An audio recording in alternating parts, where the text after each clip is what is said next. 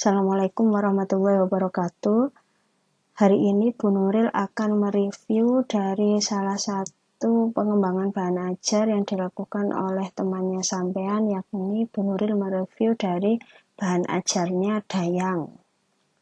Oke, terkait bahan ajarnya Dayang seperti ini, kemudian berikut ini RPP yang sudah dikumpulkan ke Bu Nuril. Kita cek sinkronisasi antara pengembangan RPP dengan bahan ajar, apakah sudah sinkron atau belum. Dayang terkait desainnya sangat bagus, menarik untuk anak SD.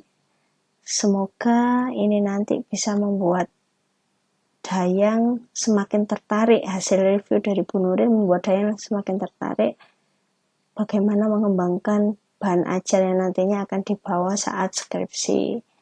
Oke, saya cek dulu terkait pengembangan indikator dari setiap KD-nya. Untuk pelajaran tematiknya Dayang ini terdapat 2 mapel, yakni mata pelajaran IPA sama Bahasa Indonesia. Untuk KD 3.1 sudah dikembangkan Dayang di sini 3, karena Bu Nuril mintanya minimal 2 ya, 1 KD. Kemudian untuk IPA 4.1 sudah dikembangkan Dayang 2. Untuk mata pelajaran Bahasa Indonesia 3.1 sudah dikembangkan 3. Nah, untuk KD 4.1 Dayang di sini kurang. Kok hanya 1? Karena 1 KD efektifnya itu dijabarkan 2. Kalau di sini menuliskan kira-kira apa lagi ya Bu Nuril? Ya mempresentasikan bisa. Oke, kita lihat sinkronisasi antara indikator yang sudah dibuat Dayang ini dengan buku ajarnya. Oke, kalian bisa mengingat-ingat untuk 3.1 nomor 1, 2, 3 saya bacakan secara umum, menyebutkan alat gerak, menunjukkan fungsi alat gerak, sama mengklasifikasikan hewan berdasarkan alat geraknya. Kita cek di bukunya Dayang, sudah ada, di sini dicontohkan sama Dayang, dan bagaimana cara alat geraknya. Kemudian pengklasifikasiannya Dayang ada di sini. Oke, sudah tepat, sudah sesuai. Kemudian untuk yang indikator 4.1 nomor 1 sama 2 menuliskan hasil klasifikasi hewan berdasarkan alat geraknya sama membuat alat peraga. Sudah ada di sini tadi. Kemudian sama berkreasi membuat alat peraga di sini. Oke, sudah tepat Dayang. Kemudian untuk masukannya menyebutkan alat gerak pada hewan dan manusia. Yang dipaparkan Dayang di bahan ajarnya hanyalah alat gerak pada hewan saja. Dan itu masih hanya ikan. Kalau di sini, kalau bisa Dayang materinya ditambahi, bukan hanya ikan. Apa di sini? Boleh burung, boleh apapun, bolehlah 3 hewan atau 4 atau 5 boleh. Kemudian sama manusianya, alat gerak pada manusia, karena semuanya yang Dayang bicarakan di sini adalah alat gerak pada hewan. Manusianya tidak ada, sedangkan terkait indikatornya Dayang adalah alat gerak hewan dan manusia. Oke, jadi masih kurang sinkron. Kemudian untuk bahasa Indonesianya, untuk indikator 3.1 menunjukkan ide pokok pikiran, sebuah paragraf, membuat kalimat pengembang, sama mencari pokok pikiran pada sebuah cerita bergambar.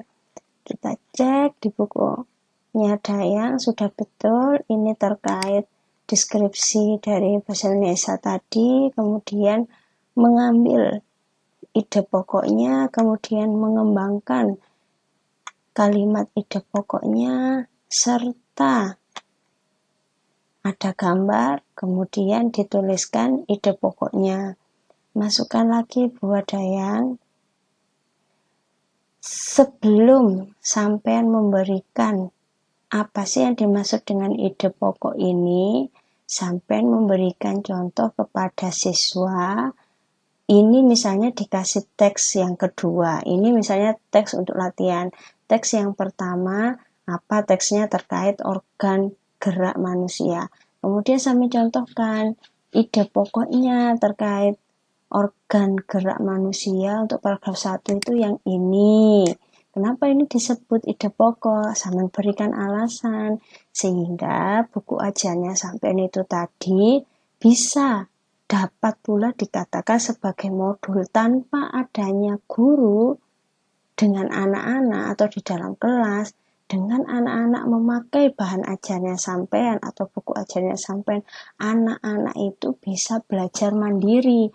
Karena apa? Karena buku ajarnya sampean tadi selain ada evaluasi keterampilan seperti ini, anak-anak bisa mengerti tanpa harus didampingi seorang guru karena mereka sudah tahu contohnya. Lah, kalau seperti ini kan masih tetap adanya pendampingan. Oke, itu masukan dari Bu Nuril. Kemudian yang 4.1 dayang bahasa Indonesianya 4.1 masih kurang 1. Di sini sama membuatnya indikatornya hanya 1, yakni menuliskan hasil identifikasi pokok pikiran. Ini sudah ada di bukunya sampean, yakni di sini. Ini ide pokok dari gambar yang di sini. Kemudian di sini menuliskan hasil pada kolom. Sudah bagus, dayang. Kemudian terkait evaluasinya. Evaluasinya di sini dayang sangat nanggung.